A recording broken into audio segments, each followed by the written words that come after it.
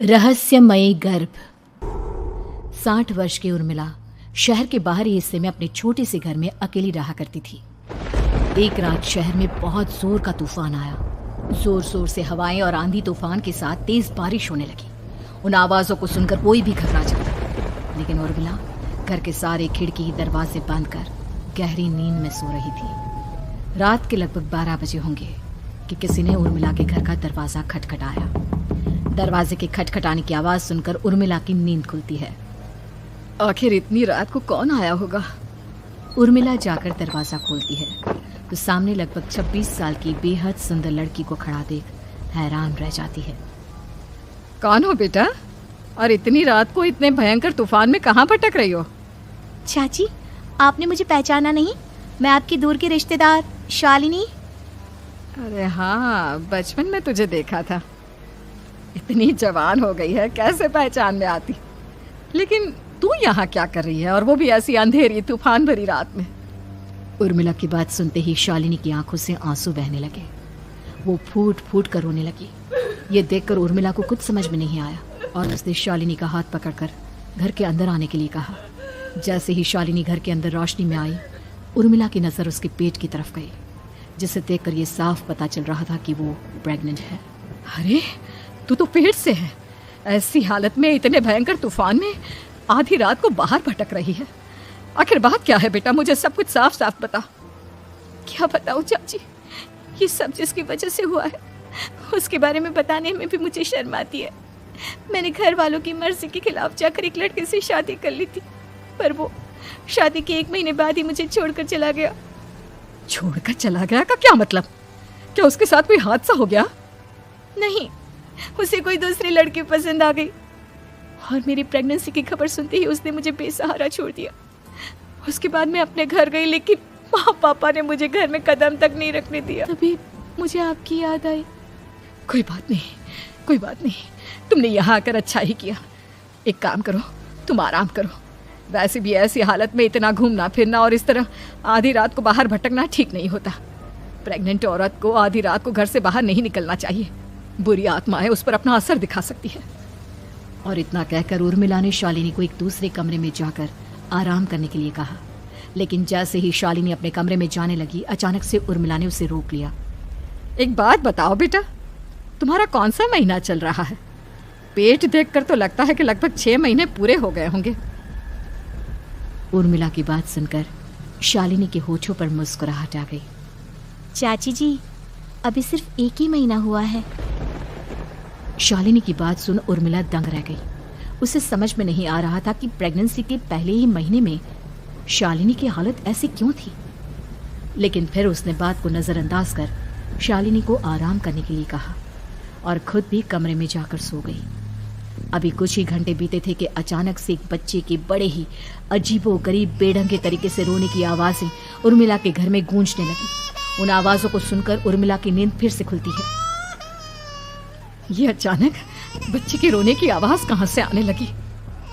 उसने उठकर चारों तरफ देखा, पर वहां उसे कोई नजर नहीं आया। उर्मिला घबराते हुए शालिनी के कमरे में गई तो वहां उसे कमरे की दीवार पर एक बेहद खौफनाक साया नजर आया, जिसे देखकर उर्मिला बुरी तरह से घबरा गई।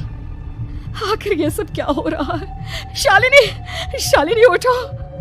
उसने जोर जोर से आवाज देकर शालिनी को जगाने की कोशिश की, लेकिन ऐसा लग रहा था जैसे उसकी आवाज शालिनी तक पहुंच ही नहीं रही थी। कमरे की दीवार पर एक बहुत बड़ा और बेहद डरावने दिखने वाले इंसान का साया और एक बच्चे के अजीबोगरीब ढंग से रोने और चीखने की आवाजें अब उर्मिला को ज्यादा डराने लगी थी। उर्मिला को शालिनी की चिंता सताने लगी और उसने पूरी ताकत के साथ चीख कर शालिनी को आवाज लगाई, शालिनी! तभी अचानक सब कुछ एकदम पहले जैसा हो जाता है और उर्मिला की आवाज सुनकर शालिनी की नींद खुलती है। क्या हुआ चाची, आप इतनी तेज क्यों चिल्ला रही हैं? अब ठीक तो है ना? अभी मैंने तुम्हारे कमरे में कुछ अजीब सा देखा। तुम ठीक हो ना शालिनी? मुझे यहाँ एक बच्चे के रोने की आवाजें आ रही थी। लगता है आपको मेरी कुछ ज्यादा ही चिंता हो गई है। आपने मेरी प्रेगनेंसी के बारे में कुछ ज्यादा ही सोच लिया होगा। मैं एकदम ठीक हूँ, आप आराम से सो जाइए। इतना कहकर शालिनी ने उर्मिला को फिर से अपने कमरे में जाने के लिए कहा और खुद भी जाकर सो गई। पर अब उर्मिला की आंखों से नींद गायब हो चुकी थी। अगली सुबह जब शालिनी उठी तो वो सीधा उर्मिला के पास आई। गुड मॉर्निंग चाची। तभी अचानक उर्मिला की नजर शालिनी के पेट पर पड़ती है, जिस पर नीले रंग से एक अजीब सी आकृति नजर आ रही थी। शालिनी, ये तुम्हारे पेट को क्या हुआ? मैंने इतनी औरतों को देखा है, ऐसा तो किसी के साथ नहीं होता। शालिनी ने जैसे ही अपने पेट की तरफ देखा तो उसे वहां कुछ भी नजर नहीं आया। चाची कुछ भी तो नहीं है, सब कुछ एकदम नॉर्मल है। आपको क्या अजीब लग रहा है? इससे पहले कि उर्मिला उसके सवाल का कोई जवाब देती, अचानक से शालिनी के पेट में जोर जोर से दर्द होने लगा। वो बुरी तरह दर्द से तड़पने लगी। चाची, चाची। ये सब देखकर उर्मिला बहुत घबरा गई। उसने धीरे धीरे शालिनी के पेट को सहलाना शुरू किया, लेकिन शालिनी का दर्द कम नहीं हुआ। उर्मिला जाकर रसोई से पानी का गिलास लेकर आई और शालिनी को पानी पिलाने की कोशिश करने लगी। ले बेटा, पानी पी ले, तुझे आराम मिलेगा। ले ले। नहीं चाची, मुझे बहुत तेज दर्द हो रहा है। अरे थोड़ा पी ले बेटा। जैसे ही उर्मिला ने शालिनी को पानी पिलाया, उसने देखा कि गिलास में बचा पानी का रंग नीला पड़ गया और शालिनी की आंखें अजीब हो गई। उसके पेट पर बच्चे का एक डरावना चेहरा नजर आने लगा। ये सब देखकर उर्मिला की डर से हालत खराब होने लगी, पर तभी शालिनी का दर्द ठीक हो गया। बेटी, अभी तुम्हारा दर्द ठीक है तो ऐसा करो, तुम थोड़ी देर आराम कर लो। शालिनी को आराम करने के लिए कहकर उर्मिला तेज कदमों से चलकर घर से बाहर निकल जाती है और पास ही रहने वाली एक औरत कालिंदी के पास पहुंचती है।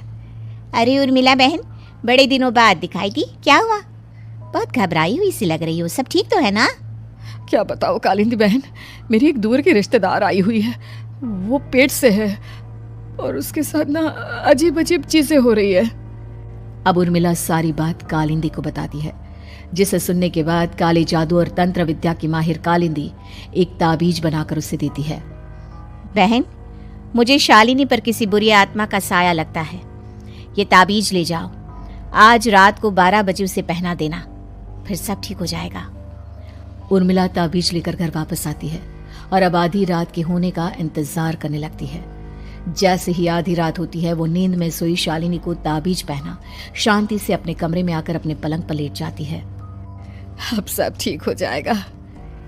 ये सोचकर उर्मिला शांति की एक सांस ही लेती है कि तभी अचानक उसकी आंखों के सामने कुछ ऐसा आता है जिसे देखकर उर्मिला डर से चीखने लगती है। तुम कौन हो? कौन हो तुम? जाओ यहाँ से, जाओ जाओ यहाँ से। तभी उर्मिला की एक जोरदार दर्द भरी डरावनी चीख वहां पर गूंज गई।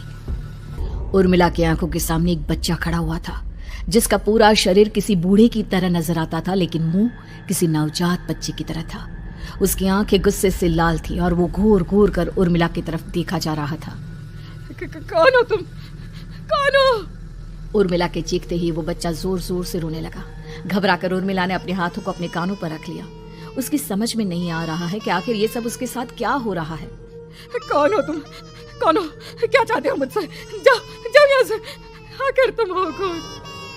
तभी अचानक से उर्मिला के पूरे घर में लाल रंग की रोशनी फैल गई। वो बच्चा धीरे धीरे कदमों से चलता हुआ उर्मिला की तरफ बढ़ने लगा। किसी नवजात पैदा हुए बच्चे के जैसे उसके रोने की आवाज अब उर्मिला के कानों में गूंज रही थी। लेकिन कुछ ही सेकंड में वो चुप हो गया और उसने बेहद खतरनाक आवाज में उर्मिला के सवाल का जवाब दिया। मैं वो हूँ जो अब तक पैदा नहीं हुआ, लेकिन जब मैं पैदा हो जाऊंगा तो वो होगा जो अब तक कभी नहीं हुआ। ये क्या कहना चाहते हो तुम? ऐसा क्या हुआ जो अब तक नहीं हुआ? तबाही होगी, तबाही। सब कुछ खत्म हो जाएगा और ये जो लड़की मुझे जन्म देने वाली है, मैं उसका खून पी जाऊंगा, सारा खून। उस बच्चे की बात सुनते ही उर्मिला बुरी तरह घबरा गई। उसका एक बुजुर्ग आदमी जैसा शरीर, एक नवजात बच्चे जैसा चेहरा, ये दोनों ही बातें उर्मिला की समझ से बाहर थी। तभी वो बच्चा अचानक गायब हो गया। घर का माहौल फिर से पहले जैसा हो गया। लाल रंग की रोशनी भी अब गायब हो चुकी थी। उर्मिला दौड़कर शालिनी के कमरे में पहुंची, जहां वो गहरी नींद में सोई हुई थी, पर उसके गले का ताबीज गायब हो चुका था। उठो उठो शालिनी, उठो बेटा, मुझे तुमसे जरूरी बात करनी है। अरे चाची, क्या हुआ? इतनी रात को आप परेशान क्यों कर रही हैं? सब ठीक है ना? अभी जब तुम सो रही थी ना तो मैंने तुम्हारे गले में एक ताबीज पहनाया था। कहाँ गया बेटा, बताओ मुझे। शालिनी ने चारों तरफ अपनी नजरें घुमाकर देखा, लेकिन वहां पर कोई ताबीज नहीं था। वह हैरानी से उर्मिला के चेहरे की तरफ देखने लगी। उसे समझ में नहीं आ रहा था कि आखिर उर्मिला किस ताबीज के बारे में बात कर रही थी। नहीं चाची, यहाँ कोई ताबीज नहीं है। लगता है आपने कोई बुरा सपना देखा है। मैंने कोई बुरा सपना नहीं देखा। खैर छोड़ो, तुम अब सो जाओ, फिर सुबह बात करते हैं। डर और घबराहट की वजह से उर्मिला की आंखों से नींद तो जैसे बिल्कुल गायब हो गई थी। अगली सुबह उर्मिला बिना कोई देर किए गांव के बाहर एक छोटी सी झोपड़ी में रहने वाले बूढ़े पंडित के पास पहुंची। पंडित जी, मेरी मदद कीजिए। अरे आओ आओ उर्मिला, क्या हुआ? सब ठीक तो है ना? क्या बताओ पंडित जी, बहुत बड़ी मुसीबत है। मेरी दूर की एक रिश्तेदार लड़की पेट से है और उसके साथ बहुत डरावनी चीज़ें हो रही है। कल रात को तो एक अजीब सा दिखने वाला बच्चा मेरी आंखों के सामने आकर खड़ा हो गया था। ये तुम क्या कह रही हो? मुझे साफ साफ बताओ कि आखिर तुमने क्या देखा? उर्मिला ने अपने साथ हुई बीती रात की पूरी घटना पंडित जी को बताई, जिसे सुन पंडित जी के माथे पर चिंता की लकीरें उभर आई।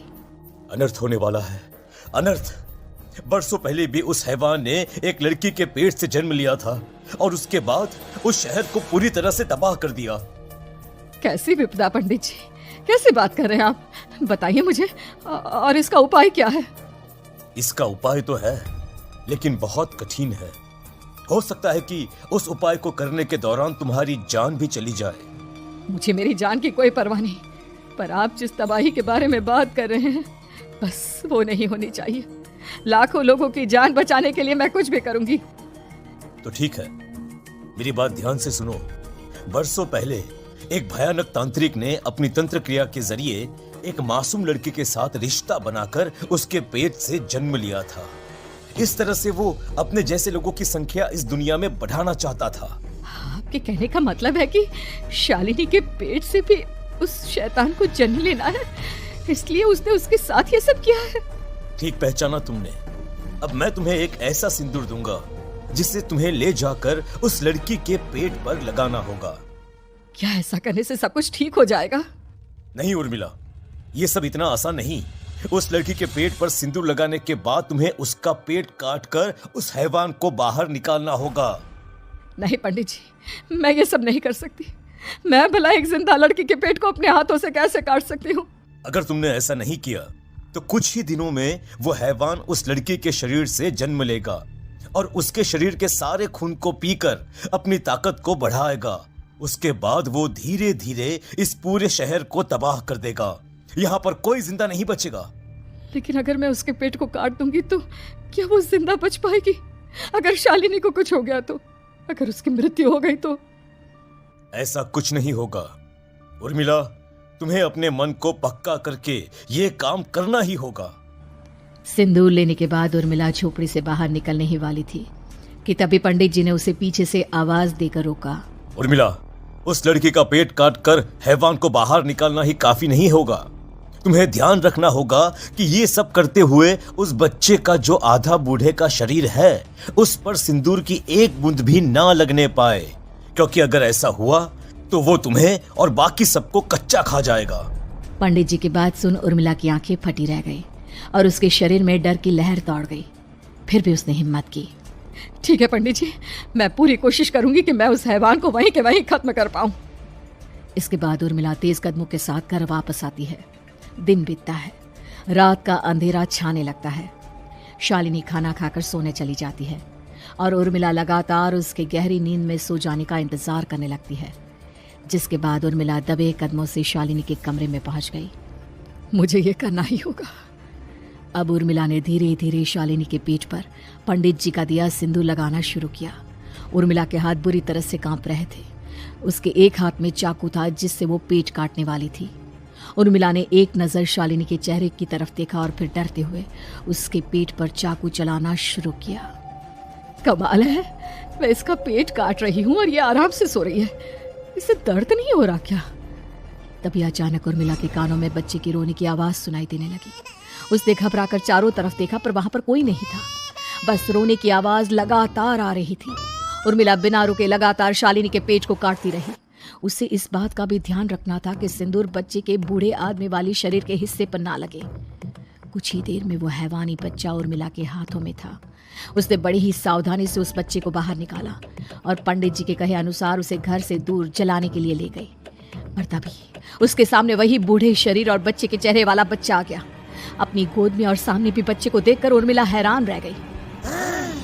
मुझे मारोगी? मुझे इतनी हिम्मत कैसे आ गई तुम्हारी? तुम पैदा नहीं हुए हो और मुझे पता है जब तक तुम्हारा जन्म नहीं हो जाता तो मुझे कुछ नहीं कर सकते। इतना बोलते ही उर्मिला तुरंत उस बच्चे को घास के ढेर पर फेंक कर उसमें आग लगा देती है, जिसके तुरंत बाद वो बूढ़े आदमी के शरीर और बच्चे के चेहरे वाला अजीब तांत्रिक का भूत भी वहां से गायब हो जाता है। कुछ देर बाद उर्मिला घर पहुंचती है तो वो ये देखकर हैरान रह जाती है कि शालिनी का पेट अपने आप जुड़ चुका था। शुक्र है भगवान का और उन पंडित जी का, अब सब ठीक हो जाएगा। सुबह शालिनी सोकर उठती है तो अपना पेट देख पूरी तरह घबरा जाती है। चाची, चाची ये सब क्या हो गया? मेरा पेट अचानक कम कैसे हो गया? मेरा बच्चा कहाँ गया चाची? बेटी, वो बच्चा नहीं एक खतरनाक तांत्रिक था जो तुम्हारी कोख से जन्म लेकर सबको मार देना चाहता था। वो पैदा होते ही तुम्हारी जान भी ले लेता, इसलिए मैंने पंडित जी के बताए उपाय से उसका खात्मा कर दिया है। अब सब ठीक है। शालिनी को उर्मिला की बात समझ में नहीं आती, जिसके बाद शालिनी को पूरी बात उर्मिला आराम से समझाती है। अब वो दोनों ही भगवान का शुक्र अदा करती हैं और एक साथ रहने लगती हैं।